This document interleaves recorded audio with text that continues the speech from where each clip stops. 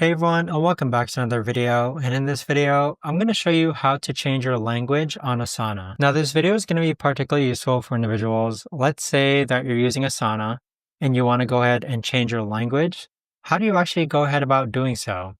Now, this video is going to be short, sweet, and simple, guys. There's not going to be a lot of steps involved. Now, by default, depending on your location, the language on Asana should change to your native language.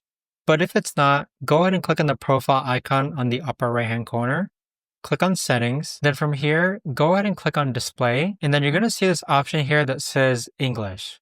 So if you click on this drop-down menu, you can change it between Spanish, French, Italian, Portuguese, and more. But that right there, guys, is the best and easiest way that I know of to actually go ahead and change your language on Asana.